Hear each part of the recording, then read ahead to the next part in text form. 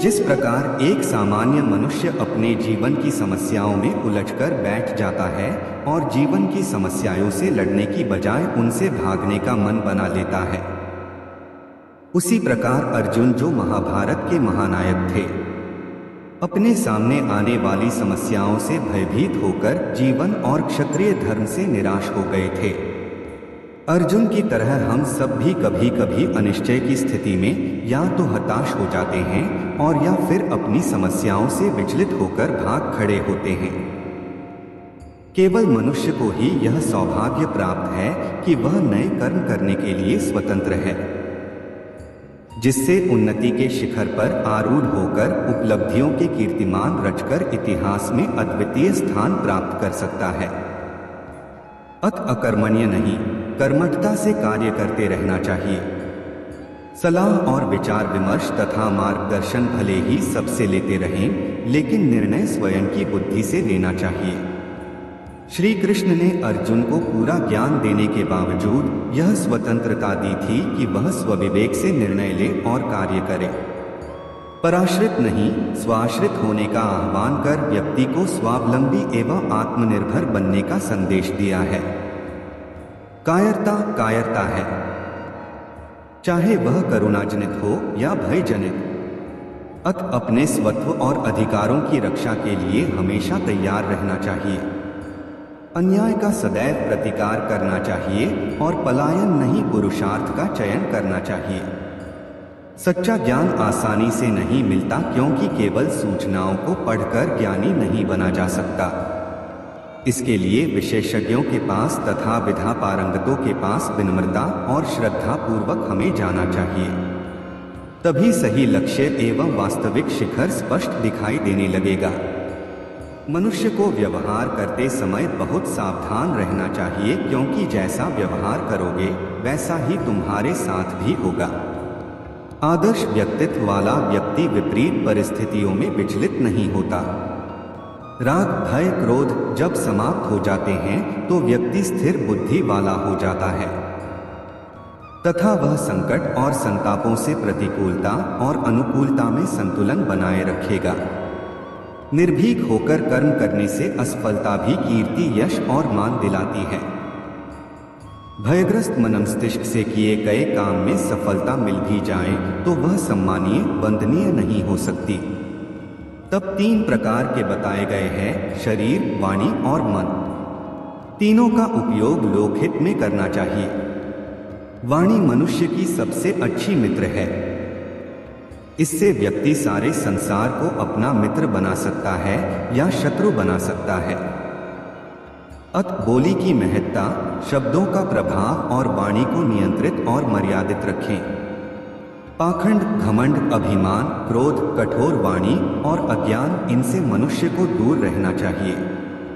सद्गुणों को अपने जीवन में उतारना चाहिए, जिससे जीवन में परम शांति का अनुभव होता है। अपने उत्कर्ष एवं अपकर्ष के लिए मनुष्य स्वयं उत्तरदायी होता है।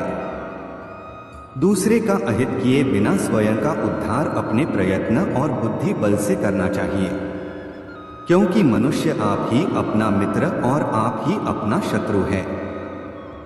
जीवन में यदि सफलता चाहते हैं तो कर्म और लोक कल्याण में समन्वय जरूरी है, तभी जीवन का समग्र विकास हो पाएगा। दोनों में से यदि कोई एक ही कार्य करते रहें, या तो लोक कल्याण या कर्म, तो दोनों ही स्थितियां कभी भी आदर्श नहीं मानी जाती। इसलिए इनमें सामंजस्य होना जरूरी है। 2 प्रकार के व्यक्ति होते हैं, सज्जन और दुर्जन। जब तक सज्जन जागरूक और सक्रिय होते हैं, तब दुष्ट अपनी दुष्ट प्रवृत्तियों से समाज को त्रस्त नहीं कर पाते।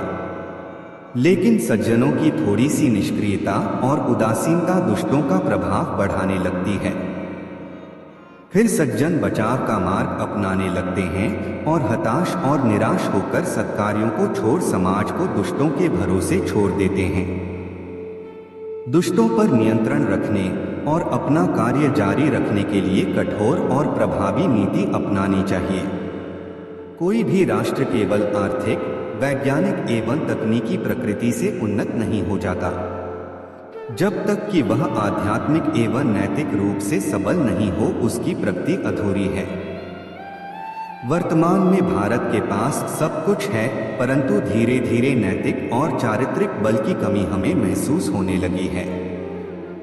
अत चरित्रवान बनकर आदर्श नेतृत्व प्रदान करना होगा, क्योंकि जो श्रेष्ठ पुरुष आचरण करते हैं, लोग भी उनका अनुसरण करते हैं।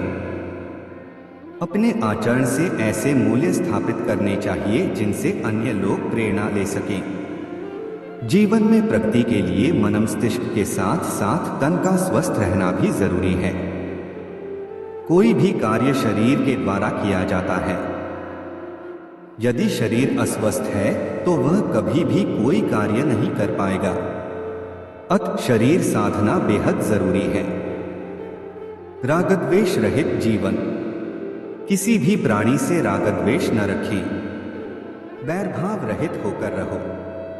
ये तीनों सूत्र 3 महामंत्र हैं, जिनके आचरण करने से व्यक्ति और समाज शांत और सुखी रहेगा।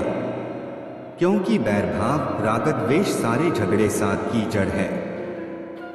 जीवन में परोपकार और समाज कल्याण का व्रत भी लेना चाहिए, क्योंकि मनुष्य जो भी अर्जित करता है उसमें समाज का योगदान होता है। इसलिए समाज का भी उस पर अधिकार है। इसलिए उसका कुछ अंश समाज सेवा में भी लगाया जाना चाहिए। यह एक आदर्श समाजवाद का उदाहरण प्रस्तुत करता है। आगत विगत की चिंता से मुक्त होकर कर्मपथ पर आगे बढ़ते जाना चाहिए। घटनाएं प्रकृति के घटनाक्रम की कड़ी हैं और वे समयानुसार घटती रहती हैं। अनावश्यक चिंताओं में उलझना जीवन के अमूल्य समय को नष्ट करना है। इसलिए तनाव रहित होकर अपना कर्म करते जाना चाहिए। पृथ्वी, जल, वायु, आकाश, अग्नि, वनस्पति आदि जीवन के आधार स्तंभ हैं। इनके बिना जीवन संभव नहीं और हमारी संस्कृति में इन्हें देवता माना गया है। सृष्टि में साम्य बनाए रखने के लिए जीवन, जगत एवं प्रकृति में साम्य जरूरी है। इसलिए प्रकृति का सम्मान करो और पर्यावरण को प्रदूषण से मुक्त करो। दूसरे का कर्म यदि अपने कर्म से श्रेष्ठ भी प्रतीत हो तो भी अपना कर्म त्याग कर उसे अपनाने के लिए आतुर नहीं होना चाहिए। अपने कर्म में प्रवीणता हासिल करके उसी में अपनी पहचान बनानी चाहिए। स्वकर्म को करते हुए ही सिद्धि प्राप्त की जा सकती है। किसी भी संकल्प को पूरा करने के लिए मन का स्थिर और अचल होना आवश्यक है। उद्देश्य प्राप्ति के लिए हमें निरंतर प्रयासरत रहना चाहिए। मन को बार बार अन्य बिंदुओं से हटाकर अपने लक्ष्य पर केंद्रित करने की प्रक्रिया को दोहराते रहना चाहिए।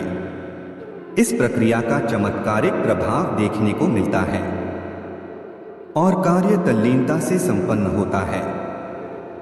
इसलिए लक्ष्य के प्रति रुचि जागरूक करना चाहिए। यह एक व्यवहारिक सत्य है। जो व्यक्ति अपने स्वामी की कृपा का चिंतन करते हुए पूरी ईमानदारी और निष्ठा से काम करता है, उसे स्वामी का पूर्ण संरक्षण मिलता है और स्वामी सदैव उसकी सुख सुविधा का ध्यान रखता है। वीडियो को लाइक व शेयर करना ना भूलें। हमारा उद्देश्य आपके ज्ञान में वृद्धि करना तथा धर्म के प्रति आपको जागरूक करना है। जय श्री कृष्ण।